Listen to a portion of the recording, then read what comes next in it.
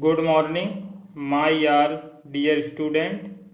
प्यारे बच्चों, पिछले क्लास में हमने अध्यारोपण सिद्धांत के बारे में पढ़ा।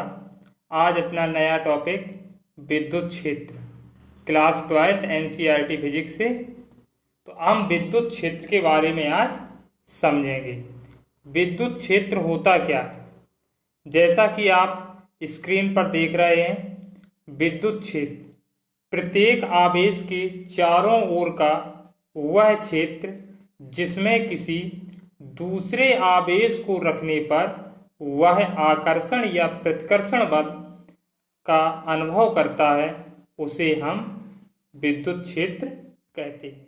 जैसे हम देख सकते हैं, माना ये कोई आवेश है और इसका एक विशेष ये क्षेत्र मानते हैं हम, जहां पर कोई दूसरा आवेश Q0 मान लिया रखते हैं। तो इनके जब ये Q0 इसके इस क्षेत्र में आता है तो ये यहाँ पर आकर्षण बल या प्रतिकर्षण बल का अनुभव कराता है।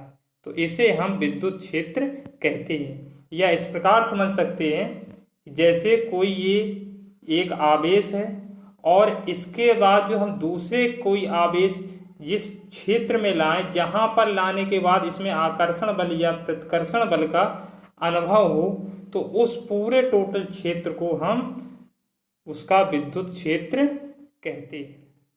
तो यहां से समझ सकते हैं कि एक जब पिंड पर हम रखते हैं, ये कोई आवेश रखते हैं, तो उसके चारों ओर का वह क्षेत्र जहां पर दूसरे आवेश को रखने पर उसमें आकर्षण बल या प्रतिकर्षण बल का अनुभव होता है, उसे विद्युत क्षेत्र कहते हैं।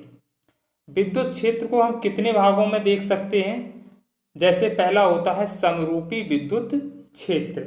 वह विद्युत क्षेत्र जिसमें प्रत्येक बिंदु पर एकांक धनावेश या परीक्षण आवेश समान विद्युत बल अनुभव करे, उसे हम समरूपी विद्युत क्षेत्र कहते हैं। इसी प्रकार अगर कोई विद्युत क्षेत्र जिसके भिन्न भिन्न बिंदुओं पर एकांक धनावेश अलग अलग विद्युत बल अनुभव करता है, उसे असमरूपी विद्युत कहते हैं। जबकि यदि आकाश में स्थित बिंदुओं का विद्युत क्षेत्र का मान समय के साथ परिवर्तित होता है, तो इस प्रकार के विद्युत क्षेत्र को हम परिवर्ती विद्युत क्षेत्र कहते हैं। जबकि यदि आकाश में स्थित बिंदुओं पर विद्युत क्षेत्र का मान समय के साथ सदैव नियत बना रहे, तो उसे हम अपरिवर्ती विद्युत क्षेत्र कहते हैं। तो इस प्रकार हम विद्युत क्षेत्र के बारे में जान सकते हैं। एक बार पुनः विद्युत क्षेत्र को समझें। प्रत्येक आवेश के चारों ओर का वह क्षेत्र जिसमें किसी दूसरे आवेश को रखने पर आकर्षण या प्रतिकर्षण बल का अनुभव होता है, उसे हम विद्युत क्षेत्र कहते हैं। नेक्स्ट पॉइंट आता है विद्युत क्षेत्र की तीव्रता। तो विद्युत क्षेत्र की तीव्रता को हम कैसे प्रदर्शित करते हैं? विद्युत क्षेत्र के किसी बिंदु पर रखे परीक्षण आवेश के प्रति एकांक आवेश पर कार्यरत वैद्युत बल को उस बिंदु पर विद्युत क्षेत्र की तीव्रता कहते हैं और इसे वेक्टर ई से प्रदर्शित करते हैं। हम फॉर्मूले से जान सकते हैं कि E इक्वल, इसका जो फॉर्मूला होता है E vector equal F vector upon Q0। इसमें हम ये समझ सकते हैं E वेक्टर है जो ये आपका विद्युत क्षेत्र की तीव्रता प्रदर्शित कर रहा है, F से बल कर रहा है, यहाँ पर ये कोई परीक्षण आवेश Q0 का काम कर रहा है। तो इसको इस प्रकार भी जान सकते हैं कि लगने वाले उस पर बल और परीक्षण आवेश के अनुपात को हम विद्युत क्षेत्र की तीव्रता कहते हैं। और इस विद्युत क्षेत्र की तीव्रता का जो मात्रक होता है, SI मात्रक होता है, वो होता है न्यूटन कूलाम। न्यूटन कूलाम कैसे होता है, इसको भी हम समझ सकते हैं कि अगर F, क्योंकि F का बल और इससे होता है आवेश, और जब हम इनका देखें तो बल का जो मात्रक होता है न्यूटन होता है और आवेश का जो मात्रक होता है वो कूलाम होता है। तो इसलिए इसका इसका जो मात्रक बनेगा वो बनेगा न्यूटन प्रति कूलाम। यह एक सदिश राशि है जिसकी दिशा परीक्षण धन आवेश पर कार्यरत वैद्युत बल की दिशा में होती है। आगे हम विद्युत क्षेत्र की अगर विमा निकालें, चूंकि हम पहले पढ़ चुके हैं कि इसका जो होता है बल अपॉन आवेश, जब बल अपॉन आवेश होगा तो हम उसके बाद बल की विमा लिखेंगे। तो बल की विमा होती है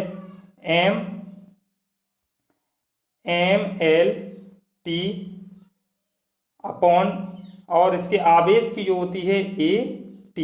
इन दोनों को हम बड़ा कोष्टक में बंद करते हैं। तो ये जो विमा हुई, यही विमा बन जाएगी विद्युत क्षेत्र की विमा। चूंकि अब इसको हम ऊपर करेंगे तो ये बन जाएगी, इसको जो नीचे वाली है ऊपर ले जाएंगे तो बन जाएगी mLT। एक नीचे है ऊपर जाएगी माइनस हो जाएगी 3 हो जाएंगी, और एक नीचे है ऊपर जाएगा तो ये माइनस हो जाएगा। तो ये विद्युत क्षेत्र की विमा का विमी सूत्र बन जाता है, यानी विद्युत क्षेत्र की तीव्रता का विमी सूत्र बन जाता है। इसके बाद हम इसमें देखते हैं विद्युत क्षेत्र की तीव्रता की दिशा क्या होती है।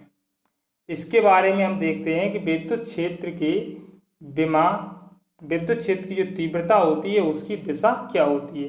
तो हम देख सकते हैं ये पॉइंट में, यदि आवेश Q धनात्मक है तो विद्युत क्षेत्र की दिशा आवेश से बाहर की दिशा में होगी, अर्थात चालक पृष्ठ के लंबवत बाहर की ओर होगी। जहां पे हम इसमें देख सकते हैं ये Q एक परीक्षण आवेश है और ये E विद्युत क्षेत्र की तीव्रता है। तो इसमें एरो के माध्यम से हम देख सकते हैं कि ये बाहर की ओर जा रही है। कहाँ की ओर जा रही है? बाहर की ओर जा रही है। जबकि दूसरे में हम देखें, यदि Q नॉट ऋणात्मक है, मतलब इसका अगर परीक्षण आवेश ऋणात्मक है, तो विद्युत क्षेत्र की दिशा आवेश की ओर होगी, अर्थात चालक के पृष्ठ के अंदर की ओर होगी। ये एरो हम देख रहे हैं, ये एरो अंदर की ओर जा रहे हैं और ये विद्युत क्षेत्र की तीव्रता को प्रदर्शित कर रहे हैं।